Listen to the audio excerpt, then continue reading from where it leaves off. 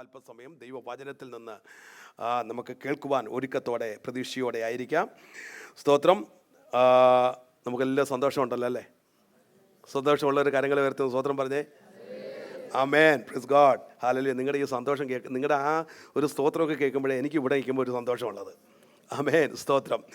ആമേൻ. Hallelujah. നമ്മൾ ഓരോ മാസങ്ങളിലായിട്ട് ചിന്തിച്ചു വരുന്ന പല വിഷയങ്ങളുണ്ട്. സ്തോത്രം. ഈ മാസം നമ്മൾ ചിന്തിക്കുന്ന ഇന്ന് ഒന്നാം തീയതി അല്ലേ? ഓക്കെ. സെപ്റ്റംബർ മാസം 1-ാം തീയതിയാണ്. അപ്പോൾ ഈ മാസത്തിൻ്റെ ചിന്തയോടുള്ള ബന്ധത്തിൽ തന്നെ മുന്നോട്ട് പോകുവാൻ ഞാൻ ചിന്തിക്കുന്നു. എത്ര പേര് ഓർക്കുന്നുണ്ടോ? എല്ലാവരും നോക്കിയോ? എവിടെ എന്തോ ഈ മാസത്തെ തീം ആർക്കെങ്കിലും, ഇതിനകത്തിരിക്കുന്ന ആർക്കെങ്കിലും പറയാൻ പറ്റുമോ സെപ്റ്റംബർ മാസത്തിൻ്റെ തീം എന്താണെന്ന്? നിങ്ങൾ നല്ല വിശ്വസ്തരാണ്. നമ്മുടെ തീം മറ്റൊന്നുമല്ല, അത് തന്നെയാണ് വിശ്വസ്തത. സ്തോത്രം. ദൈവമായ കർത്താവ് സഹായിക്കട്ടെ. ഫെയ്ത്ത്ഫുൾനെസ്, അതാണ് നമ്മൾ ഈ മാസം നമ്മൾ ചിന്തിക്കുന്നത്. വിശ്വസ്തത. Praise God. ഒത്തിരി കാര്യങ്ങൾ അതിനെക്കുറിച്ച് ചിന്തിക്കുവാനുണ്ട്. എല്ലാത്തിലൊന്നും വിശദീകരിച്ച് പോകുവാൻ ഞാൻ താല്പര്യപ്പെടുന്നില്ല. വിശേഷാൽ വിശ്വസ്തതയോടുള്ള ബന്ധത്തിൽ 3 വിഷയങ്ങൾ ഇതിനകത്ത് നമ്മൾക്ക് ചിന്തിക്കേണ്ടതുണ്ട്. 3-4 കാര്യങ്ങൾ. അത് ഓരോ ആഴ്ചകളിലായിട്ട് നമുക്ക് ചിന്തിക്കാൻ അവസരം കിട്ടുന്നതിനനുസരിച്ച് ചിന്തിക്കാം. 1, ഗോഡ്സ് ഫെയ്ത്ത്ഫുൾനെസ്, ദൈവത്തിൻ്റെ വിശ്വസ്തത. 2, അവർ ഫെയ്ത്ത്ഫുൾനെസ്, ദൈവത്തോടുള്ള നമ്മുടെ വിശ്വസ്തത. 3, the biblical examples of faithfulness, ദൈവവചനത്തിൻ്റെ അടിസ്ഥാനത്തിൽ വിശ്വസ്തരായിരുന്നവരുടെ ബിബ്ലിക്കൽ എക്സാമ്പിൾസ്. 4-മത്തെ കാര്യം blessings or benefits of be faithful, വിശ്വസ്തരായിരിക്കുന്നത് കൊണ്ടുള്ള ബെനിഫിറ്റ്സ്. ഇതൊക്കെയാണ് നമ്മൾ ചിന്തിക്കുവാൻ താല്പര്യപ്പെടുന്നത്. എന്നാൽ എല്ലാ വിഷയങ്ങളിലേക്കും പോകുന്നതിന് മുമ്പ് ഞാൻ ഒറ്റ ചോദ്യത്തോടു കൂടിയാണ് ഇന്നത്തെ മെസ്സേജ് തുടങ്ങുവാൻ ആഗ്രഹിക്കുന്നത്. Are you faithful? വിശ്വസ്തരാണോ? നമ്മൾ വിശ്വസ്തരാണോ? ഞാൻ എല്ലാ കാര്യങ്ങളുണ്ട്. വിശ്വസ്തത related God, the family, personal life, church, ഒത്തിരി കാര്യങ്ങളുണ്ട്. ഇതിനകത്ത് ഞാൻ വിശ്വസ്തനാണ് എന്ന് പറയുന്ന ആളുടെ കരം ഒന്നുകൊണ്ട് കണ്ടാൽ കൊള്ളാം. ഞാൻ വിശ്വസ്തനാണ്. കാരണം അവർക്ക് വേണ്ടി എനിക്ക് പ്രത്യേകം ഒന്ന് പ്രാർത്ഥിക്കാനാണ്. സ്തോത്രം. നിങ്ങൾ അല്ല എന്ന് സമ്മതിക്കുന്നതിൽ ഞാൻ സന്തോഷിക്കുന്നു. സ്തോത്രം. ഹല്ലേലൂയ. നമുക്ക് ആർക്കും പലപ്പോഴും വിശ്വസ്തരല്ല. ഇവിടെ നിന്ന് ശുശ്രൂഷിക്കുന്ന ഞാനും 100% വിശ്വസ്തനാണോ എന്ന് ചോദിച്ചാൽ അല്ല. സ്തോത്രം. ദൈവം എക്സ്പെക്റ്റ് ചെയ്യുന്ന ഒരു ഫെയ്ത്ത്ഫുൾനെസ് പലപ്പോഴും നമുക്ക് കാഴ്ചവെക്കാൻ കഴിയുന്നില്ല.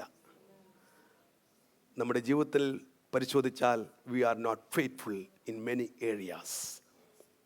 സമ്മതിച്ചേ പറ്റത്തുള്ളൂ. ഹല്ലേലൂയ. അത് സമ്മതിക്കുന്നതാണ് ഏറ്റവും വലിയ വിജയം. ആമേൻ. സ്തോത്രം. അങ്ങനെ സമ്മതിക്കുന്നവർക്ക് വേണ്ടിയാ തുടർന്നുള്ള മെസ്സേജ്. ഇനി ആരെങ്കിലും പറയുക, പാസ്റ്ററെ ഞാൻ കൈ പൊക്കിയില്ല, ഞാൻ വിശ്വസ്തനാണ് എന്ന് പറഞ്ഞാൽ കണ്ണും അടച്ച് ചെവിയും പൊത്തി അവിടെ ഇരുന്നോണം, നിങ്ങൾക്കുള്ളതല്ല. ഈ മെസ്സേജ് വന്നാൽ അത് നമ്മൾ ചിലർ പറയാറുണ്ട്, പാസ്റ്റർ കുത്തി എന്നൊക്കെ പറയുന്ന ഒരു വേർഡുണ്ടല്ലോ, അല്ലേ? മെസ്സേജ് കൂടെ പാസ്റ്റർ കുത്തി, അല്ലെങ്കിൽ പാസ്റ്റർ അത് എന്നെയാ പറഞ്ഞേ എന്നൊക്കെ പറയുന്നവരുണ്ട്. അങ്ങനെ പറയുന്നവർക്കാ വാസ്തവത്തിൽ ആ മെസ്സേജ് ഉള്ളത്. കാരണം കുത്ത് കൊണ്ടെന്ന് അതാണ് ഏറ്റവും വലിയ വിജയം. ഒരുവന് കുത്ത് കൊണ്ടെന്ന് തോന്നുന്നതല്ലേ ആ മെസ്സേജിൻ്റെ വിജയം. ഇല്ലെങ്കിൽ പിന്നെ അതുകൊണ്ട് കാര്യമില്ലല്ലോ. സ്തോത്രം. അപ്പോൾ പക്ഷെ നമ്മുടെ പ്രശ്നം എന്താണെന്നറിയോ? 1-മത്തെ പാർട്ട് ശരിയാ, നമ്മൾ സമ്മതിച്ചു നമ്മളോട് തന്നെയാണെന്ന്. പക്ഷെ സെക്കൻഡ് പാർട്ട് നമ്മൾ ചെയ്യത്തില്ല. എന്നെ കുത്തിയെന്ന് എനിക്ക് തോന്നുന്നെങ്കിൽ അടുത്ത പാട്ടെന്താ? റൈറ്റ്. അവിടെ നമ്മൾ പരാജയപ്പെടുന്നേ. നമ്മൾ പറയും പാസ്റ്റർ എന്നെ തന്നെയാണ് പറഞ്ഞത്, അല്ലെങ്കിൽ ഇന്നത്തെ മെസ്സേജ് എന്നോടാ പറഞ്ഞത്. പക്ഷേ ഫസ്റ്റ് പാർട്ട് നമ്മൾ സമ്മതിച്ചു, നിങ്ങൾ തന്നെയാ. നിങ്ങൾക്ക് ആർക്കെങ്കിലും അങ്ങനെ തോന്നുന്നെങ്കിൽ ഒട്ടും കറക്റ്റ് ചെയ്യേണ്ട, ഇറ്റ് ഈസ് ഫോർ യു, നിങ്ങൾക്ക് വേണ്ടി തന്നെയാണ്. പക്ഷേ സെക്കൻഡ് പാർട്ട്, ഇത് തോന്നിയിട്ട് എന്ത് ചേഞ്ച് വന്നു? ഇത് തോന്നിയിട്ട് ക്രമീകരിക്കാൻ തയ്യാറായോ? അവിടെയാണ് ആവശ്യം. അപ്പോൾ എൻ്റെ വിഷയം അതല്ലല്ലോ. വിശ്വസ്തത നമ്മളെപ്പോഴും കേൾക്കുന്ന ഒരു വാക്കാ, അല്ലേ? രക്ഷയുടെ അനുഭവത്തിൽ വന്ന നാൾ മുതൽ നമ്മളെപ്പോഴും കേൾക്കുന്ന ഒരു പദമാണ് വിശ്വസ്തത. ദൈവത്തിൻ്റെ സ്തോത്രം. മാത്രമല്ല, മറ്റുള്ളവരുടെ വിഷയങ്ങളിൽ അവരെ ആശ്വസിപ്പിക്കുവാൻ വേണ്ടി നമ്മൾ ഉപയോഗിക്കുന്ന ഒരു പദമാണ് വിശ്വസ്തത, അല്ലേ? നമ്മൾ ആരോടും പറയും, വിഷമിക്കേണ്ട സഹോദര, ദൈവം വിശ്വസ്തൻ, ഭാരപ്പെടേണ്ട, ദൈവം വിശ്വസ്തന. ഇതൊക്കെ നമ്മൾ ധാരാളമായി ഉപയോഗിക്കുന്ന ഒരു പദമാണ്.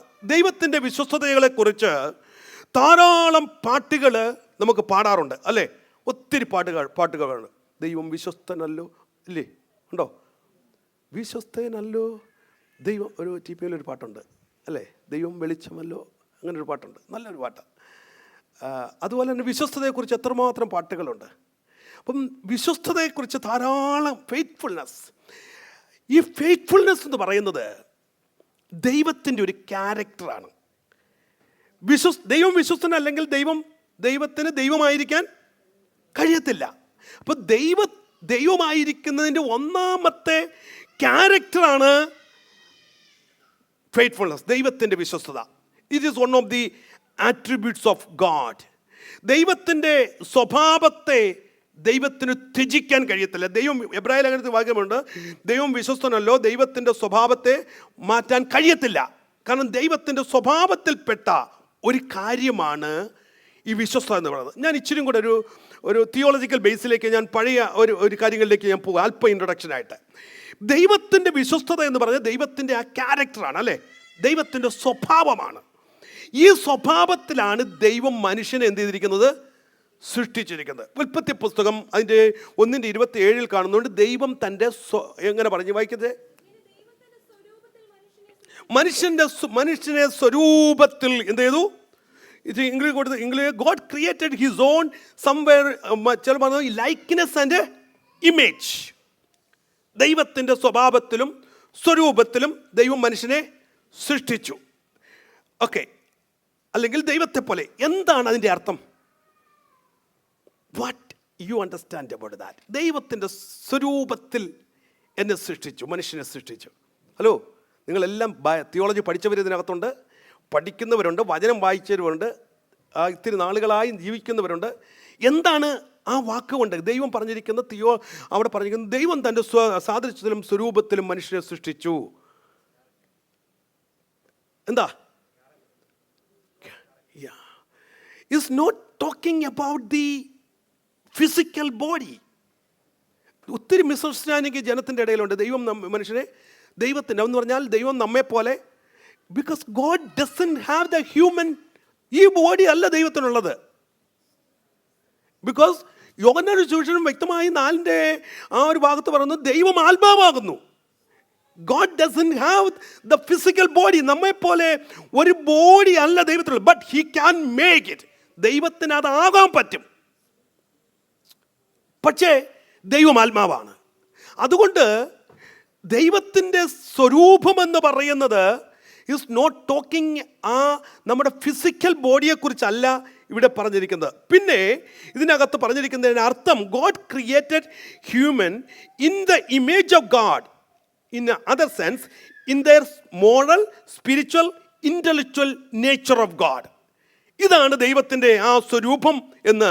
ഓക്കെ, അപ്പോൾ മറ്റൊരു വിധത്തിൽ പറഞ്ഞാൽ it is the resemblance of God. Resemblance എന്ന് പറഞ്ഞതിൻ്റെ അർത്ഥം എന്താ? ആ ഒരു സാദൃശ്യം. എന്താണ് ആ സാദൃശ്യം എന്ന് അർത്ഥമാക്കുന്നത്? ഈ പറഞ്ഞ കാര്യങ്ങളാണ്. ആ റിസംബ്ലൻസ്, ദൈവത്തിൻ്റെ റിസംബ്ലൻസിലാണ് നമ്മുടെ ആ ദൈവത്തിൻ്റെ സ്വഭാവം, ദൈവത്തിൻ്റെ ക്യാരക്ടർ, ദൈവത്തിൻ്റെ ആ ഹോളിനെസ്, വിശുദ്ധി, ഇതിലൊക്കെയാണ് മനുഷ്യനെ ദൈവം സൃഷ്ടിച്ചത്.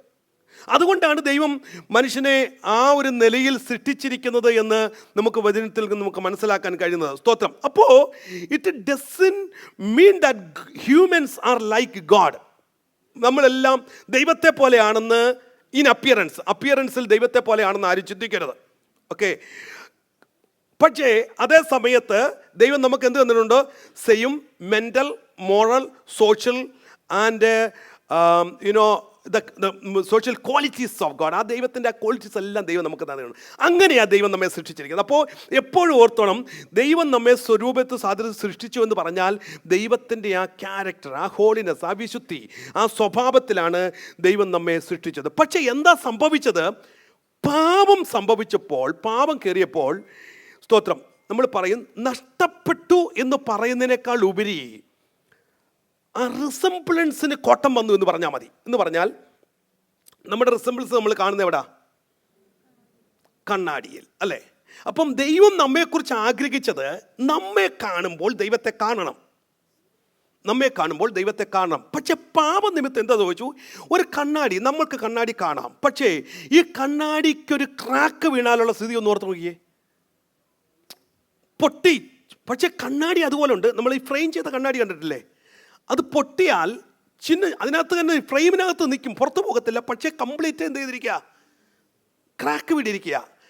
നിങ്ങൾക്ക് നോക്കിയാൽ കാണാൻ പറ്റുമോ കറക്റ്റായിട്ട്? This is what happen. പാപം ചെയ്തപ്പോൾ എന്താ സംഭവിച്ചത്? ആ റിസംബ്ലൻസ് അല്ലെങ്കിൽ ആ ക്യാരക്ടർ, ഇതിനെല്ലാം എന്ത് സംഭവിച്ചു? ഡിസ്ഫിഗേർഡായി. ഓക്കെ, ഇതാണ് മനുഷ്യന് സംഭവിച്ചതായ ഏറ്റവും വലിയ പരാജയം. ദൈവത്തിൻ്റെ ആ നേച്ചർ, ദൈവത്തിൻ്റെ ആ വിശുദ്ധി, ദൈവത്തിന്, അതുകൊണ്ടാണ് മനുഷ്യൻ പാപം ചെയ്തപ്പോൾ നെക്കഡായിട്ട് തോന്നിയത്. ആ തേജസ് കൊണ്ട് മൂടിയിരുന്നതാ. But that's gone. പിന്നീട് മനുഷ്യനെ കാണുമ്പോൾ ആ ദൈവത്തെ അവരിൽ കൂടെ കാണാൻ പറ്റുന്നില്ല. അപ്പോൾ ഇത്, സ്തോത്രം, ഇതിനു വേണ്ടിയാണ് കർത്താവ്, ഇതിന് വിഘ്നം സംഭവിച്ചപ്പോൾ ഇത് റെക്ടിഫൈ ചെയ്യാൻ, ഇത് തിരിച്ചെടുക്കാൻ വേണ്ടിയാ കർത്താവായ യേശു ക്രിസ്തു എന്ത് ചെയ്തത്? ഈ ഭൂമിയിലേക്ക് വന്നത്. അവിടെ ദൈവം എന്ത് ചെയ്തു? മനുഷ്യ സാദൃശ്യത്തിലായി. ഇപ്പൊ കണ്ടോ, ഹ്യൂമൻ ഫോമിലേക്ക് വന്ന്. ഇവിടെ ദൈവം ആ ഹ്യൂമൻ ഫോമിലേക്ക് വന്നു. ദൈവം മനുഷ്യനെ, ഫിലിപ്പിയ ലേഖനം 2-ാം അധ്യായം 7-8 വാക്യം ഒന്ന് വായിച്ചേ.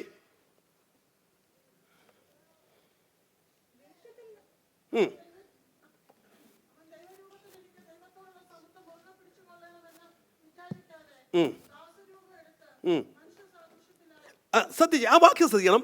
ദാസരൂപമെടുത്ത് എന്ത് ചെയ്തെന്ന? ദാസരൂപമെടുത്ത് മനുഷ്യ സാദൃശ്യത്തിൽ ആയി. അതിന്റെ അർത്ഥം എന്താണെന്നറിയാമോ? ദൈവം എന്താ അല്ലായിരുന്നു? അപ്പം നമ്മുടെ രൂപം അല്ലെന്ന് മനസ്സിലായല്ലോ. ദൈവം നമ്മുടെ അതേ രൂപമല്ല, ഫിസിക്കൽ ഇതല്ലെന്ന് മനസ്സിലായല്ലോ. കാരണം ദൈവം എന്ത് ചെയ്തു? മനുഷ്യ സാദൃശ്യത്തിലായി എന്താ പറഞ്ഞിരിക്കുന്നത്? എന്നിട്ട് വായിച്ചോ. തന്നെത്താൻ ഒഴിച്ച് ദേശത്തിൽ മനുഷ്യനായി വിളങ്ങി. മനുഷ്യനായി വരിക. അപ്പോ ദൈവമായിരുന്നു. സമത്വം, ദൈവത്തോടുള്ള സമത്വം മുറുകെ പിടിക്കാതെ മനുഷ്യ സാദൃശ്യത്തിലേക്ക് ദൈവം ഇറങ്ങി വരിക. അതാണ് നമുക്കവിടെ കാണുവാൻ കഴിയുന്നത്. ഓക്കെ, അപ്പോൾ യേശു ആരായിരുന്നു? ദൈവമായിരുന്നു. ദൈവമായവൻ താണഭൂമിയിലേക്ക് മനുഷ്യ സാദൃശ്യത്തിൽ വന്നു, അല്ലേ? അപ്പോൾ യേശു ദൈവമായിരുന്നു എന്നുള്ളതിന് വല്ല സംശയമുണ്ടോ? ഇല്ല. ഞാൻ തെളിവുകൾ ഒത്തിരി തരാം. ഈ അടുത്ത സമയത്ത് ചെറിയൊരു കൺഫ്യൂഷൻ അതിനകത്തുണ്ടായി ചിലർക്കൊക്കെ. അത് I am not criticising, but I just want to clear it off. Okay, യേശു ആരായിരുന്നു? ദൈവമായിരുന്നു. ദൈവമായിരുന്നതിന് തെളിവുണ്ടോ? 100 തെളിവുകൾ തിരുവചനത്തിനകത്തുണ്ട്. കർത്താവായ യേശു ക്രിസ്തു ഭൂമിയിലായിരുന്നപ്പോൾ അവൻ സാക്ഷാൽ ദൈവം തന്നെയായിരുന്നു. യേശു ദൈവമായിരുന്നു. 750 വർഷങ്ങൾക്ക് മുമ്പ്, യേശു ജനിക്കുന്നതിന് 750 വർഷങ്ങൾക്ക് മുമ്പ് യെശയ്യാ പ്രവാചകൻ യേശുവിനെ കുറിച്ചൊരു പ്രവചനം പ്രവചിച്ചു. എന്താ പ്രവചിച്ചേ? സ്തോത്രം, വായിച്ചേ. അതിന്റെ 9-ാം വാക്യം വായിച്ചേ. യെശയ്യാ 9:6. നമുക്ക് ഒരു ശിശു ജനിച്ചിരിക്കുന്നു, നമുക്കൊരു മകൻ നൽകപ്പെട്ടിരിക്കുന്നു, ആധിപത്യം അവന്റെ തോളിലിരിക്കും, അവൻ അത്ഭുത മന്ത്രി. ഇനി അവനെ കുറിച്ച് പറയുന്ന വാക്കുകൾ ശ്രദ്ധിച്ചോണം. അവൻ ആരാണ്? അത്ഭുത മന്ത്രിയാണ്, വീരനാം ദൈവം. സോ ദ പ്രൊഫറ്റ് യെശയ്യാ പ്രവാചകൻ 750 വർഷങ്ങൾക്ക് മുമ്പ് യേശുവിനെ കുറിച്ച് പറയാ. അവൻ ആരാണ്? അവൻ വീരനായ ദൈവമാ. So what's the proof we need it? യേശു ദൈവമല്ല എന്ന്, അല്ലെങ്കിൽ ദൈവമല്ല എന്ന്. കാരണം കുഞ്ഞുങ്ങളും കൂടെ വേണമായിരുന്നു. They need to listen that. കാരണം ഇന്ന് ഒത്തിരി ചലഞ്ച് വരുന്ന ഒരു ക്വസ്റ്റ്യൻ ആണിത്. എന്താ? യേശു ദൈവമല്ല, യേശു ദൈവമാണെന്ന് എന്താ തെളിവ്? ഒത്തിരി ചോദ്യങ്ങൾ ചോദിക്കുന്നുണ്ട്. യേശു ദൈവമാണെന്ന് തെളിവുണ്ട്? തിരുവചനത്തിനകത്ത് യേശു ദൈവമാണെന്ന് എവിടെയെങ്കിലുമൊക്കെ പറഞ്ഞിട്ടുണ്ടോ? ഇതൊക്കെ ഒത്തിരി ചോദ്യമുണ്ടാകുന്ന വിഷയങ്ങളാണ്. പക്ഷേ ലിസൺ, നിങ്ങൾ ശ്രദ്ധിക്കണം. പ്രവാചകൻ വിളിച്ചു പറഞ്ഞു യേശു ദൈവമാണെന്ന്. സ്തോത്രം. ഈ ഭൂമിയിലായിരുന്നപ്പോൾ ജനം ചോദിച്ചു, നീ ആരാ? ജനം കുറെ പേര് പറഞ്ഞു, അവൻ യോസഫിന്റെ മകനാ, അവൻ മറിയുടെ മകനാ, അവൻ തച്ചന്റെ മകനാണെന്നൊക്കെ പറഞ്ഞു. പക്ഷേ ഈ ചോദ്യങ്ങൾ അവശേഷിക്കെ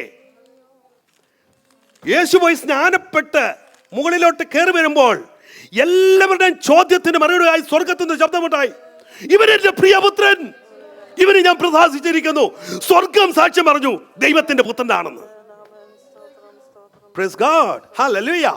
മനുഷ്യന്റെ ചോദ്യമാ, ഇവൻ തച്ചന്റെ മകനാ, യോസഫിന്റെ മകനാ. പക്ഷേ സ്വർഗം പറഞ്ഞു no no no no. Hallelujah, ഇവൻ എന്റെ പ്രിയപുത്രനാ, ഇവൻ എന്റെ പ്രിയപുത്രനാ. സ്തോത്രം. ഹല്ലേലൂയ. അപ്പോൾ ഇവിടെ പിതാവായ ദൈവം ഡിക്ലെയർ ചെയ്തു, ഇവൻ എന്റെ പ്രിയപുത്രനാ. സ്തോത്രം. വീണ്ടും തീർന്നില്ല.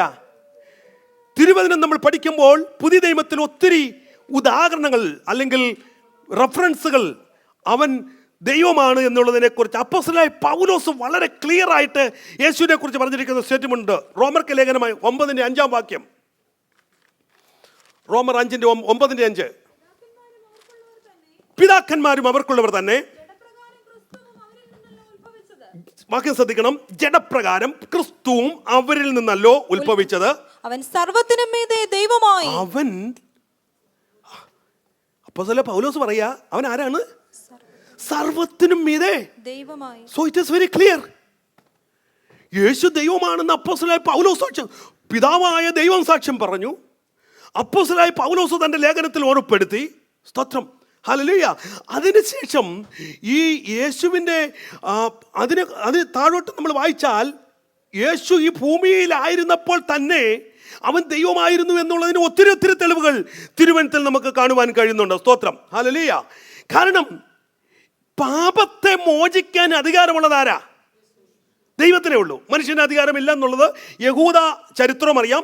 യഹൂദ പ്രമാണങ്ങളും വ്യക്തമായി വിളിച്ചു പറയുന്ന കാര്യമാണ്. പാപത്തെ മോചിക്കാൻ ആർക്ക് അധികാരമുള്ളൂ? ദൈവത്തിന് അധികാരമുള്ളൂ. മത്തായിയുടെ 9 ഒരു പക്ഷപാത രോഗിയെ യേശുവിൻ്റെ അരികിലേക്ക് കൊണ്ടുവന്നപ്പോൾ യേശു പറഞ്ഞു, ഞാൻ നിന്നെ സൗഖ്യമാക്കുന്നല്ല പറഞ്ഞേ. യേശു ഒറ്റ വാക്കേ പറഞ്ഞോളൂ, ഞാൻ നിന്റെ പാപത്തെ മോചിച്ചിരിക്കുന്നു. അവിടെ വലിയ ക്വസ്റ്റ്യൻ ഉണ്ടായി. യഹൂദന്മാർ ശബ്ദമുയർത്തി എന്തിനാണെന്നറിയോ? നിനക്ക് ഈ അധികാരം ആര് തന്നു? നിനക്ക് ഈ അധികാരം ആര് തന്നു? അവരുടെ ചോദ്യം അതായിരുന്നു അല്ലേ? സ്തോത്രം. അധികാരം ലഭിച്ചവനെ പാപത്തെ മോചിക്കാൻ കഴിയത്തുള്ളൂ. അവൻ സാക്ഷാൽ ദൈവമായിരുന്നത് കൊണ്ടാ മനുഷ്യന്റെ പാപത്തെ ക്ഷമിച്ചത്. So another evidence that Jesus is God. Hallelujah. സ്തോത്രം. വീണ്ടും മുന്നോട്ട് പോകട്ടെ. യേശു തന്നെ പറഞ്ഞു, ഞാൻ പിതാവിൽ നിന്ന് വന്നതാ, സ്വർഗത്തിൽ നിന്ന് ഇറങ്ങി വന്ന സ്വർഗത്തിന്റെ അപ്പമാ. യോഹന്നാൻ വായിച്ച 7 യേശുവിന്റെ പിതാവിനെ കുറിച്ചുള്ള ചോദ്യം അതിന്റെ 6:42 മുന്നേ വായിച്ചേ.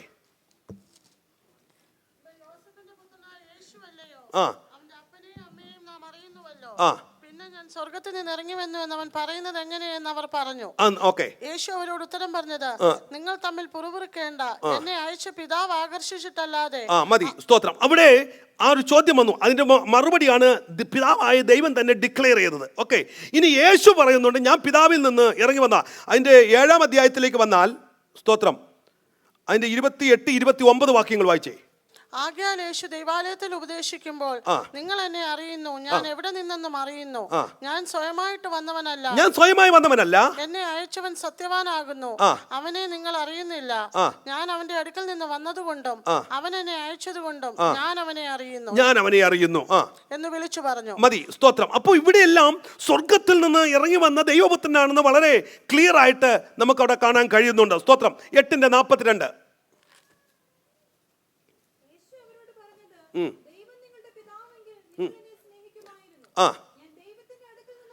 ഞാൻ ദൈവത്തിന്റെ അടുക്കൽ നിന്ന് വന്നിരിക്കുന്നു, ഞാൻ സ്വയമായി വന്നതല്ല, അവൻ എന്നെ അയച്ചതാകുന്നു. അതിന്റെ 58 വാക്യം.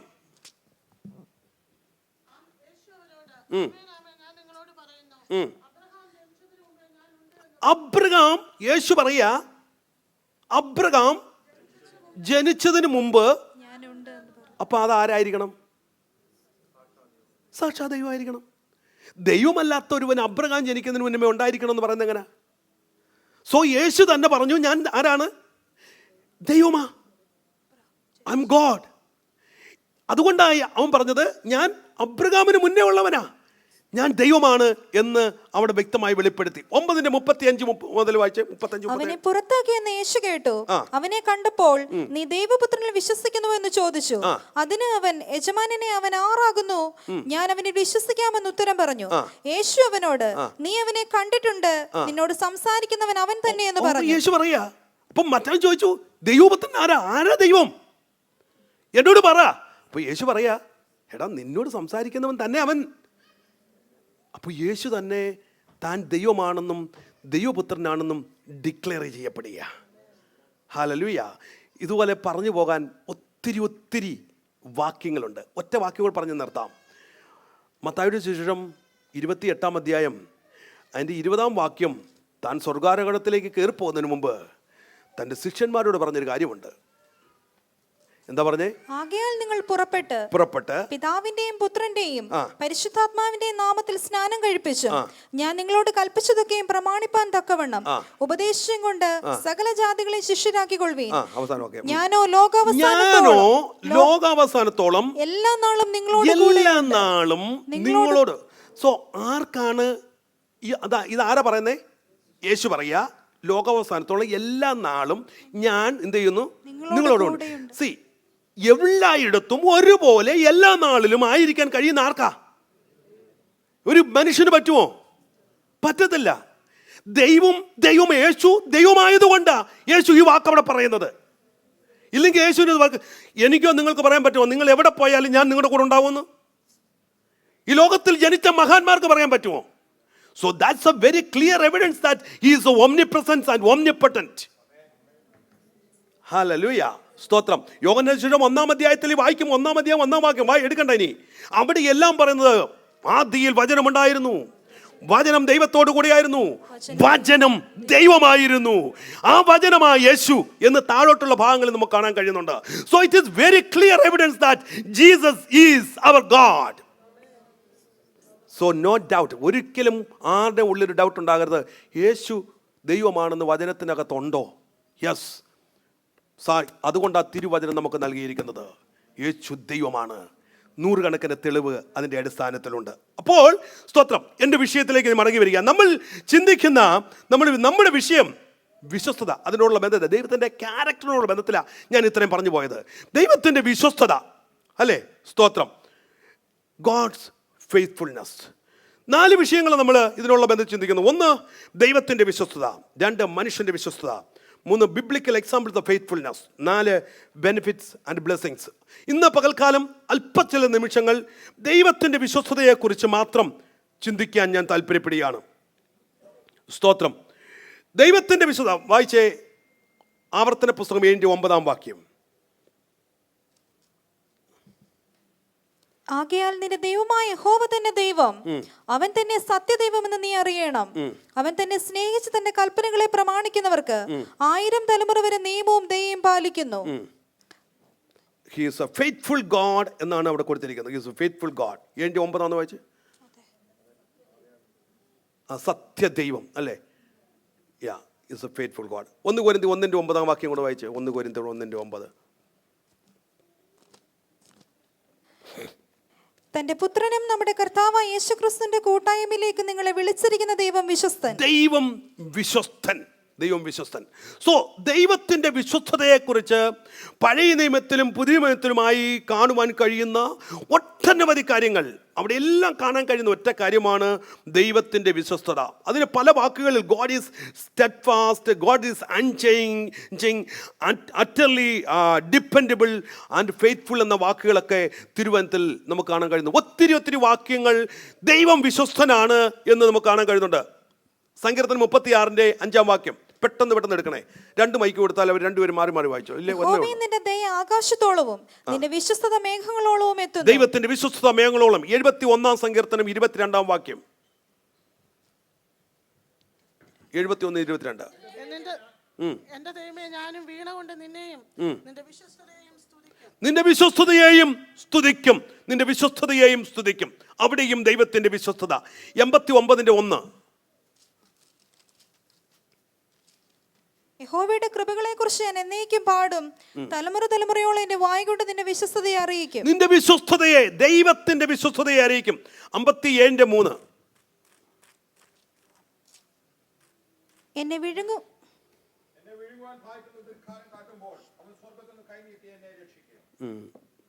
അല്ലേ? അവിടെ ദൈവം വിശ്വസ്ത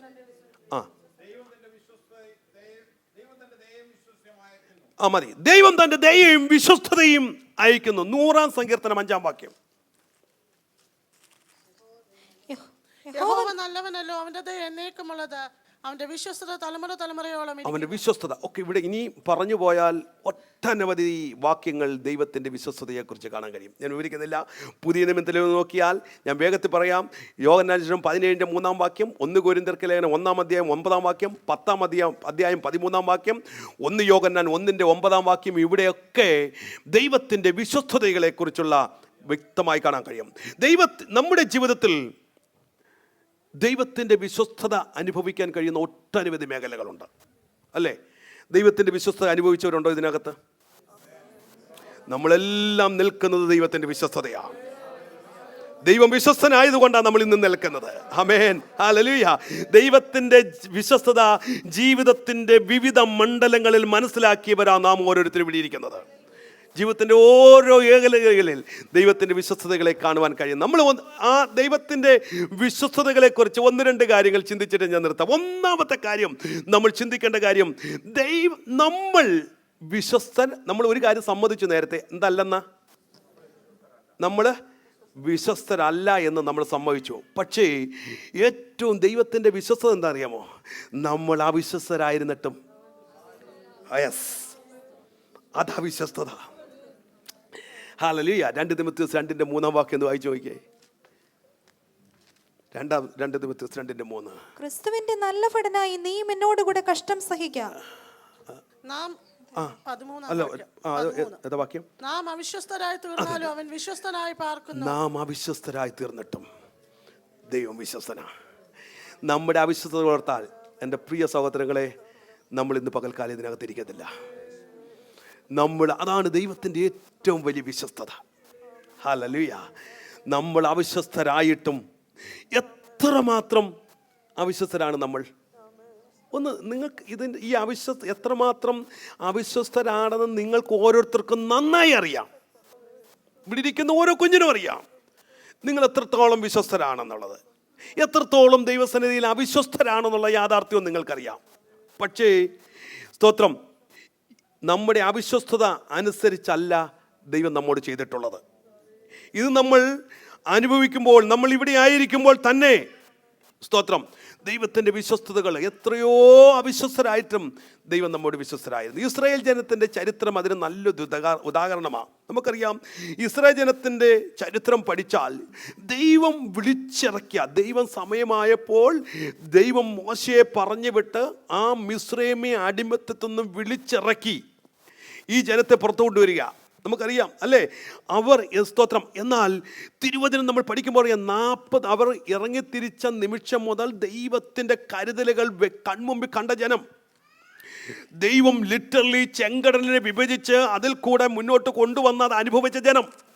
സ്തോത്രം. യെരിഹോമിന്റെ മുന്നിൽ വന്നപ്പോൾ ഹല്ലേലൂയ, അസാധാരണമായ നിലയിൽ, സാധാരണ മാനുഷിക നിലയ്ക്ക് വിപരീതമായി ഒന്നും ചെയ്യാതെ കെട്ടിപ്പൊക്കിയിരുന്ന സ്തോത്രം 10-26 അടി വീതിയുള്ള മതിൽ സ്വയമേ അവരുടെ മുന്നിൽ തകർന്നു വീഴുന്നത് അവർ കണ്ട ജനം. മരുഭൂമിയിലേക്ക് കയറിപ്പോയപ്പോൾ സ്തോത്രം, വെള്ളമില്ലാത്തടത്ത് വെള്ളമൊരുക്കി അവർക്ക് വേണ്ടി കരുതിയ ദൈവം. ഇതെല്ലാം അനുഭവിച്ചിട്ട് ദൈവത്തോട് അവിശ്വസ്തരായിത്തീർന്ന ജനത്തെക്കുറിച്ച് നമുക്ക് കാണാൻ കഴിയും. അവരെക്കുറിച്ച് ദൈവം പറയുന്നു, എൻ്റെ ജനം അവിശ്വസ്തരായിപ്പോയി. നമ്മൾ ചിന്തിച്ചു നോക്കിയാൽ 40 വർഷം ഇവർ ഈ മരുഭൂമിയിൽ കൂടി നടത്തിയിട്ട് ഇങ്ങനെ പറഞ്ഞിരിക്കുന്നത്, ജനത്തെക്കുറിച്ച് പറഞ്ഞിരിക്കുന്നത് ഇങ്ങനെയാണ്. അവസാനം കൊണ്ടുവന്ന് പറയുന്ന വാക്ക്, ഈ 40 വർഷത്തിൻ്റെ ഒടുവിൽ ഇവരെ കൊണ്ടുവന്നിട്ട് വെറുക്കുമ്പോൾ മോശ പറയുന്നൊരു കാര്യമുണ്ട്. ആവർത്തന പുസ്തകം 29-ാം അധ്യായം അതിൻ്റെ 4-ാം വാക്യത്തിൽ, ഈ 40 വർഷം ഞാൻ ഇവരെ നടത്തിയിട്ടും, പറഞ്ഞേ വായിച്ചേ, ഞാൻ 40 സംവത്സരം നിങ്ങളെ മരുഭൂമിയിൽ നടത്തി, നിങ്ങൾ ഉടുത്തിരുന്ന വസ്ത്രം ശ്രദ്ധിച്ചേ, 40 വർഷം നടത്തിയിട്ട് അവർ ഉടുത്തിരുന്ന വസ്ത്രം എന്ത് ചെയ്തില്ല? ജീർണിച്ചിട്ടില്ല. ശ്രദ്ധിച്ചേ, അവർ മിസ്രൈമിൽ നിന്ന് ഇറങ്ങിത്തിരിച്ച ആ വസ്ത്രം കൊണ്ട് അതല്ലേ അതിൻ്റെ അർത്ഥം. അവർ വസ്ത്രം മാറിയിട്ടില്ലെന്നാ.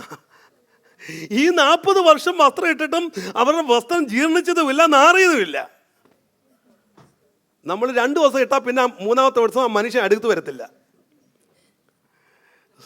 സ്തോത്രം അല്ലേ? പക്ഷെ ഈ ജനം 40 വർഷം ഈ വസ്ത്രം ഇട്ട് നടന്നിട്ടും നമുക്ക് നമ്മുടെ വസ്ത്രം ഒരു വർഷത്തിൽ എത്ര നമ്മൾ മാറ്റുന്നേ, എത്ര മേടിക്കുന്നത്? ക്യാബിനറ്റ് നിറച്ചിരുന്നാലും പിന്നെയും കടയിൽ പോകുമ്പോൾ പിന്നെയും മേടിക്കും അല്ലേ? അത് നമ്മുടെ നേച്ചറാ.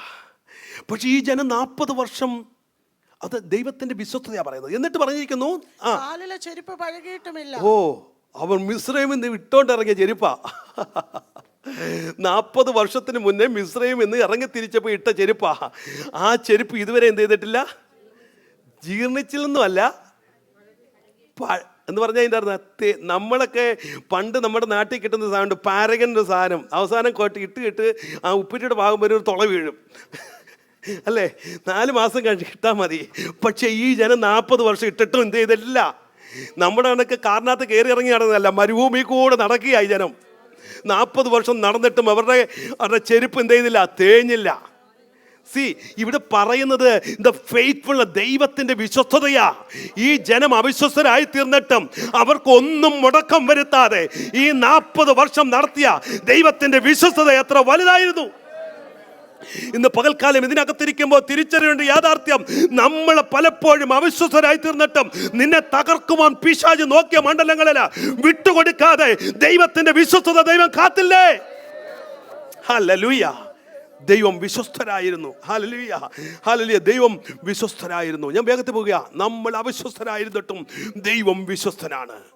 രണ്ടാമത്തെ കാര്യം, God is faithful to forgive our sin. നമ്മുടെ പാപങ്ങളെ ക്ഷമിക്കാൻ ദൈവം വിശ്വസ്തനാണ്. 1 യോഹന്നാൻ 1:9 വാക്യം. 1:9. നമ്മുടെ പാപങ്ങളെ ഏറ്റുപറയുന്നുവെങ്കിൽ അവൻ നമ്മുടെ പാപങ്ങളെ ക്ഷമിച്ച് സകല അനീതിയും പോക്കി നമ്മെ ശുദ്ധീകരിപ്പാൻ തക്കവണ്ണം മതി. അവൻ നമ്മുടെ പോക്കുവാൻ തക്കവണ്ണം വിശ്വസ്തനും നീതിമാനുമായ ദൈവം. അപ്പം പാപങ്ങളെ ക്ഷമിക്കാൻ അവൻ ആരാണ്? വിശ്വസ്തനാണ്. ഇനി വാക്യമുണ്ട്, യെരമ്യാ 31:34 വാക്യം വായിക്കുമ്പോൾ അവിടെയും കാണാം അവൻ പാപങ്ങളെ ക്ഷമിക്കാൻ വിശ്വസ്തനാണ്. 31:34. ഇനി അവരിൽ ആരും തന്റെ കൂട്ടുകാരനെയും തന്റെ സഹോദരനെ യഹോവയെ അറിയുക എന്ന്. 31:34 ആണോ? അവരുടെ പാപം ഇനി ഓർക്കുകയുമില്ല. അവരുടെ പാപം ഇനി ഓർക്കുകയില്ല. അതാ പറഞ്ഞത്. അവരുടെ അത് നോക്കിയാ അതിന്റെ അവസാനം. ഓക്കേ. അവരുടെ പാപം ഇനി ഓർക്കുകയില്ല എന്ന് യഹോവയുടെ അരുളപ്പാട്. അവരുടെ പാപം ഇനി ഓർക്കയില്ല. ദൈവത്തോട് ഏറ്റുപറയുന്നവന്റെ പാപത്തെ ക്ഷമിക്കാൻ ദൈവം. അപ്പൊ ദൈവത്തിന്റെ വിശ്വസ്തത നോക്കണം, നമ്മുടെ പാപങ്ങളെ ക്ഷമിക്കുന്നത്. സ്തോത്രം. നമ്മൾ ഒന്ന് ചിന്തിച്ച് നോക്കിക്കേ, നമ്മുടെ പാപങ്ങൾ കർത്താവ് ക്ഷമിച്ചില്ലായിരുന്നെങ്കിൽ എത്ര പാപം ചെയ്തേ, എത്ര തെറ്റാ ചെയ്തേ. പിന്നെയും ദൈവസന്നിധി ചെന്ന് ക്ഷമ ചോദിക്കും. സ്തോത്രം. മനുഷ്യൻ എത്ര വട്ടം ക്ഷമിക്കും? നിങ്ങളുടെ എനിക്ക് ഒരാൾ തെറ്റ് ചെയ്തിട്ട് ഒന്ന് വന്നു ക്ഷമ പറഞ്ഞു, രണ്ടാമത് ക്ഷമ പറഞ്ഞു, മൂന്നാമത് ക്ഷമ പറഞ്ഞു. എത്ര പ്രാവശ്യം നിങ്ങൾക്ക് ആ ദൈവത്തോട് ക്ഷമിക്കാൻ പറ്റും? എത്ര പ്രാവശ്യം ക്ഷമിക്കും? പരിധിയുണ്ട്. നമ്മൾ ക്ഷമിക്കത്തില്ല അല്ലേ? ഒരു പരിധി വരെയൊക്കെ ക്ഷമിക്കത്തുള്ളൂ. എത്ര ഇനി ആരാണെന്ന് പറഞ്ഞാലും ഒരു പരിധി കഴിഞ്ഞാൽ നീ ഇത് എത്ര പ്രാവശ്യം പറയുന്ന കുഞ്ഞേന്നെങ്കിലും ചോദിക്കും അല്ലേ? ഇവിടെ ചോദിക്കത്തില്ലേ, നീ എത്ര പ്രാവശ്യം കൊണ്ടായി കിടന്ന് ഏറ്റു പറയുന്നതെന്ന്. പിന്നെയും നീ ക്ഷമ ചോദിക്കുന്നതിനാന്ന് ചോദിക്കും. പക്ഷേ കർത്താവ് ഇന്നുവരെ ചോദിച്ചിട്ടുണ്ടോ? ചോദിച്ചിട്ടില്ല. ആമേൻ. മനുഷ്യനോട് അതുകൊണ്ടാണ് കർത്താവ് ഒരു കാര്യം പറഞ്ഞു. പത്രോസ് ഒരിക്കൽ ചോദിച്ചു, കർത്താവേ ഞങ്ങൾ എത്ര വട്ടം ക്ഷമിക്കണം? കർത്താവ് കൊടുത്ത മറുപടി എന്താണെന്നറിയാമോ? 7 എന്ന് പറഞ്ഞാൽ എത്ര പ്രാവശ്യം ക്ഷമിക്കണതാ? കുറഞ്ഞതാ. അവിടെ അത് അത്രയും ഫുൾ സ്റ്റോപ്പ് ഇടാനല്ല, കുറഞ്ഞ പക്ഷം നിങ്ങൾ 70 വട്ടം ക്ഷമിക്കണം എന്ന് പറഞ്ഞാൽ കുറഞ്ഞത് 490 ക്ഷമിക്കണം. കുറഞ്ഞത്. അതായത് നിങ്ങളുടെ അരികെ വന്ന് ക്ഷമ ചോദിക്കുമ്പോൾ 1 ക്ഷമിച്ചു, 2 ക്ഷമിച്ചു, 3 ക്ഷമിച്ചു, കുറഞ്ഞത് 400. അത്രയും 490 കൂടെ 49 നമുക്ക് പറ്റത്തില്ല. Praise God. അതാ ദൈവത്തിൻ്റെ ക്ഷമ. അവിടെ പറഞ്ഞിരിക്കുന്നു, നിങ്ങളുടെ പാപങ്ങളെ ക്ഷമിക്കാൻ അവൻ വിശ്വസ്തനായ ദൈവമാണ്. So he is faithful to forgive our sin. വേഗത്തിൽ പോകട്ടെ. God is faithful to discipline his people. തൻ്റെ ജനത്തെ ഡിസിപ്ലിൻ ചെയ്യാൻ ദൈവം വിശ്വസനാണ്. അവിടെയാണ് പ്രശ്നം. ദൈവം ബാക്കി എല്ലാത്തിലും വിശ്വസനാണ്, പക്ഷേ ഡിസിപ്ലിൻ ചെയ്യാനും വിശ്വസന എന്ന് പറഞ്ഞാൽ നമുക്ക് ഒത്തിരി പേർക്ക് ഇഷ്ടമല്ലാത്തൊരു കാര്യമുണ്ട്. കറക്ഷൻ ഇഷ്ടമല്ല, തെറ്റ് പറഞ്ഞു കൊടുക്കുന്നത് ഇഷ്ടമല്ല. നമ്മൾ ബ്രദറെ ഇത് തെറ്റാണെന്ന് പറഞ്ഞാൽ ആ തെറ്റാണെന്ന് പറയുന്നവരെ കറക്റ്റ് ചെയ്യാൻ ഉള്ള പരിപാടിയാണ് നമ്മുടെ കയ്യിലുള്ളത്. ആണോ? ഞാൻ പറഞ്ഞു മനസ്സിലാവുന്നുണ്ടോ? തെറ്റാണ്, അത് ചെയ്യരുതെന്ന് പറഞ്ഞാൽ അതിനെ കറക്റ്റ് ചെയ്യാനേ നമ്മൾ ശ്രമിക്കത്തുള്ളൂ. പക്ഷേ കർത്താവ് കറക്റ്റ് ചെയ്യാൻ, ഡിസിപ്ലിൻ ചെയ്യുക. അതായത് അവിടെ നമുക്കത് അപ്പം ഈ ദൈവത്തിൻ്റെ വിശ്വസ്തത ഏറ്റവും കൂടുതൽ ചോദ്യം ചെയ്യപ്പെടുന്നൊരു സന്ദർഭമാണ് ഈ കറക്ഷൻ, അല്ലെങ്കിൽ പ്രയാസം വരുമ്പോൾ, പ്രതിസന്ധികൾ വരുമ്പോൾ, പ്രതികൂലങ്ങൾ വരുമ്പോൾ, ഇരുളിൻ്റെ കാര്യങ്ങൾ, അവസ്ഥകൾ വരുമ്പോൾ, കാര്യങ്ങളെല്ലാം കീഴ്മേൽ മറിയുമ്പോൾ നാം കടന്നു പോകേണ്ടി വരുന്നതിൻ്റെ കാരണം നമ്മൾ പലപ്പോഴും ചിന്തിക്കും, ദൈവം എന്നോട് അവിശ്വസ്തനാണോ, ദൈവം എന്നെ കൈവിട്ടോ എന്ന് ചിന്തിക്കും. പക്ഷെ ഒരു കാര്യം മനസ്സിലാക്കണം, because he is faithful, that's why he is discipline U. ദൈവം വിശ്വസ്തന, നിന്നോടുള്ള ചില ദൈവിക പദ്ധതികളുടെ കാര്യത്തിൽ ദൈവം വിശ്വസ്തനായതുകൊണ്ടാണ് ദൈവം നിന്നെ അതിൽ കൂടെ കടത്തിവിടേണ്ടി വരുന്നത്. നമ്മൾ തിരുവചനം പഠിക്കുമ്പോൾ നമുക്കറിയാം, എന്തിനു വേണ്ടി ഒന്ന് ചോദിച്ചാൽ, സ്തോത്രം, നിന്നെ കാണിച്ച ദർശനത്തിൻ്റെ പൂർത്തീകരണത്തിന് വേണ്ടി, നിന്നോടുള്ള ദൈവിക പദ്ധതിയുടെ പൂർത്തീകരണത്തിന് വേണ്ടി, നിന്നോടുള്ള ദൈവിക വാഗ്ദത്തത്തിൻ്റെ നിവർത്തീകരണത്തിന് വേണ്ടിയാ ഒരുപക്ഷെ നീ കടന്നു പോകേണ്ടുന്ന പ്രതിസന്ധിയുടെ മധ്യത്തിൽ നീ കടന്നു പോകേണ്ടി വരുന്നത്. പക്ഷെ അന്നേരം ചിന്തിക്കരുത് ദൈവം എന്നോട് അവിശ്വസ്തനാണെന്ന്. പക്ഷേ ഐ ക്യാൻ സേ, ദൈവവചനത്തിൻ്റെ അടിസ്ഥാനത്തിൽ പറയട്ടെ, അതും ദൈവത്തിൻ്റെ വിശ്വസ്തതയാണ്. യോസഫിനെ കുറിച്ച് ചിന്തിച്ചേ. പൊട്ടക്കിണറ്റി വീണത് ദൈവത്തിൻ്റെ വിശ്വസ്തതയാണോ? കാരാഗ്രഹത്തിൽ ചെയ്യാത്ത കുറ്റത്തിന് കാരാഗ്രഹത്തിൽ പിടിച്ചടച്ചത്, കുറ്റം അല്ല കുറ്റാരോപണം നടത്തിയത് ദൈവത്തിൻ്റെ വിശ്വസ്തതയാണോ? എത്ര പേര് പറയും ദൈവത്തിൻ്റെ വിശ്വസ്തയാണോ അത്? Yes, it is his faithfulness, because he got a vision. ആ വിഷന്റെ പൂർത്തീകരണത്തിന് വേണ്ടി ദൈവം കടത്തിവിടുന്ന പാതകളാ. Because he is faithful to fulfil that vision. ആ ദർശനം പൂർത്തീകരിക്കുക എന്നുള്ളത് ദൈവത്തിന്റെ വിശ്വസ്തമായ കാര്യമാണ്. ആ വിശ്വസ്തതയുടെ അതിന്റെ പൂർത്തീകരണത്തിന് വേണ്ടി ദൈവം നിന്നെ കടത്തിവിടുന്ന disciplinary areas, because he is faithful. അതുകൊണ്ട് പ്രയാസം വരുമ്പോൾ, ജീവിതത്തിൽ പ്രതിസന്ധി വരുമ്പോൾ, കർത്താവേ എന്താ പ്രാർത്ഥന കേൾക്കാൻ എന്നൊന്നും ചോദിക്കല്ലേ. അങ്ങനെ വരുമ്പോൾ പറയണം, thank you for your faithfulness, thank you Jesus for your faithfulness പറയണം. ഇരുളിൻ്റെ മണ്ഡലത്തിൽ പോകുമ്പോൾ പറയണം, thank you for your faithfulness. എന്തൊക്കെയോ പിറകിൽ നല്ലത് വരുന്നുണ്ട്, എന്തൊക്കെയോ പിറകെ ശ്രേഷ്ഠമേറി ഒരുങ്ങുന്നുണ്ട്. ജീവിതത്തിൽ പ്രതിസന്ധി വരുമ്പോൾ, ഇരുളിൻ്റെ വഴികൾ വരുമ്പോൾ, എല്ലാം അസ്തമിച്ചെന്ന് തോന്നുമ്പോൾ നിരാശപ്പെട്ടു പോകണ്ട. Something greater is coming behind it. എന്തൊക്കെയോ പിറകിൽ നല്ലത് ദൈവം ഒരുക്കുന്നുണ്ടെന്ന് നമ്മൾ തിരിച്ചറിയാൻ തയ്യാറാകണം. ആമേൻ. നിന്നെ അബാൻഡൻ ചെയ്യുന്ന ദൈവമല്ല നമ്മുടെ ദൈവം. നിന്നെ തള്ളിക്കളയതൊരു ദൈവമല്ല. നീ കടന്നു പോകുന്ന മുള്ളിൻ്റെ അവസ്ഥയുണ്ടല്ലോ, നീ കടന്നു പോകുന്ന പരിക്കൻ കല്ലിൻ്റെ അവസ്ഥയുണ്ടല്ലോ, നീ കടന്നു പോകുന്ന ഇരുളിൻ്റെ അവസ്ഥയുണ്ടല്ലോ, എല്ലാം പ്രതീക്ഷകൾ അസ്തമിച്ചു എന്ന് ചിന്തിക്കുന്ന ജീവിതത്തിന്റെ നിമിഷങ്ങളുണ്ടല്ലോ. We need to realize that it is the faithfulness of God, hallelujah, not to fulfill the promises. ദൈവം നിന്നോടുള്ള ദൈവിക വാഗ്ദത്തങ്ങളെ നിവർത്തീകരിക്കുന്നതിനുള്ള ദൈവത്തിന്റെ വിശ്വസ്തതയാ നീ കടന്നു പോകേണ്ട വഴികൾ. Hallelujah. We need to realize that. അത് തിരിച്ചറിയണം. അതുകൊണ്ട് ആരും ചിന്തിക്കരുത് ദൈവം അവിശ്വസനാണെന്ന്. He is faithful God. Even though you are going to the valley, even though you are going to the shadows, അല്ലെങ്കിൽ ഇരുളിൻ്റെ അവസ്ഥയിൽ പോയാലും, പ്രയാസത്തിൻ്റെ അവസ്ഥയിൽ കൂടെ എനിക്ക് ധൈര്യത്തോടെ പറയാൻ കഴിയും, എൻ്റെ സാഹചര്യം, ഞാൻ കടന്നുപോയ അവസ്ഥകൾ, because he want to fulfill some promises. എന്നോടുള്ള ചില വാഗ്ദത്തങ്ങളെ നിവർത്തീകരിക്കാൻ ദൈവത്തിന് പദ്ധതി ഉണ്ടായിരുന്നുകൊണ്ടാണ് ഞാൻ കടന്നുപോയ ഇരുളിൻ്റെ അവസ്ഥകൾ. നമ്മുടെ ഇവിടെ ഇരിക്കുന്ന ഓരോ വ്യക്തികളും ഞാൻ പറയട്ടെ, ഏതെങ്കിലും പ്രതിസന്ധി കൂടെ ഇന്ന് പകൽക്കാലം നീ പോകുന്നുണ്ടെങ്കിൽ, ഏതെങ്കിലും പ്രതിസന്ധിയുടെ നിന്റെ ജീവിതത്തിൻ്റെ പ്രാർത്ഥനകൾ കേട്ടില്ല എന്ന ചിന്ത നിന്റെ ഉള്ളിലെങ്കിൽ, നിന്റെ പ്രതീക്ഷകളെല്ലാം അവസാനിച്ചു എന്ന് ചിന്തിക്കുന്നുണ്ടെങ്കിൽ, God is preparing something greater. ചിലത് നേട്ടമേറിയത്, ചിലതും ശ്രേഷ്ഠമേറിയത്, ചില പ്രത്യേകമായ വഴി, ചില ശ്രേഷ്ഠമേറിയ അനുഭവം നിനക്ക് വേണ്ടി ദൈവം ഒരുക്കുന്നത് കൊണ്ട് ഇന്ന് നീ കടന്നു പോകേണ്ടുന്ന അവസ്ഥ എന്ന് ഇന്ന് പകൽക്കാലം എത്ര പേർക്ക് തിരിച്ചറിഞ്ഞ കർത്താവിനെ കരങ്ങൾ കൊട്ടി ഒന്ന് കർത്താവിനെ മഹത്വപ്പെടുത്താൻ കഴിയും?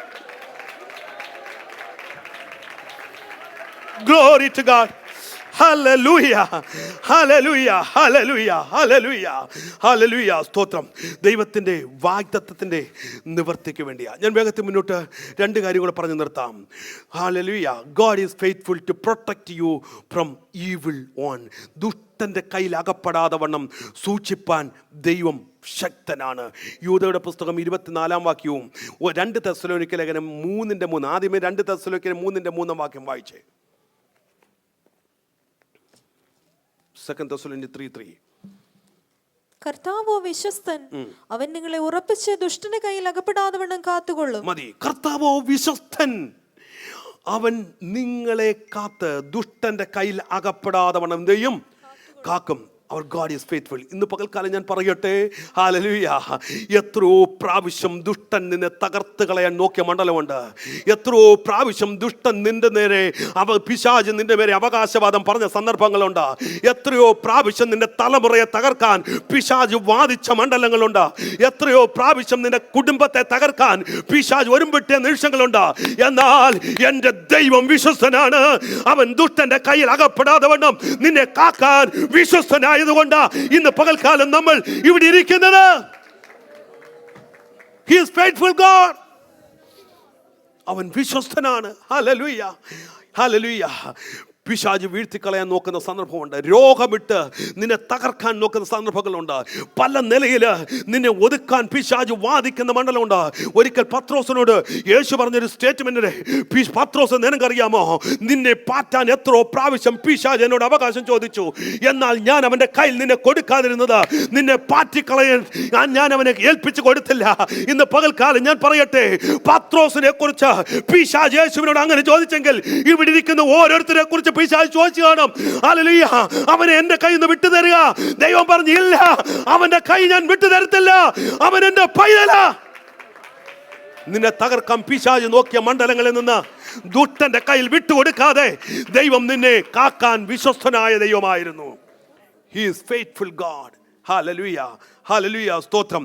കുറ്റമില്ലാത്തവരായി നിർത്തുവാൻ വിശ്വസ്തനായ ദൈവം. റെഫറൻസ് ഉണ്ടുകളുണ്ട്, ഞാൻ എടുക്കുന്നില്ല. അവസാനമായി ഒരു കാര്യം കൂടെ പറഞ്ഞു നിർത്താം. God is faithful to keep his promises.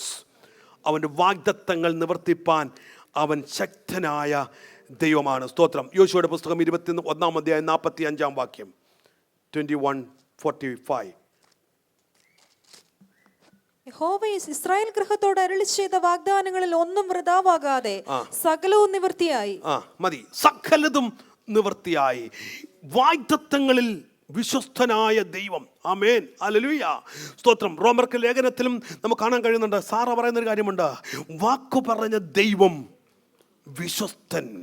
വിശ്വസ്തൻ. വാക്കു പറഞ്ഞ ദൈവം വിശ്വസ്തൻ. ഹല്ലേലൂയ. സ്തോത്രം.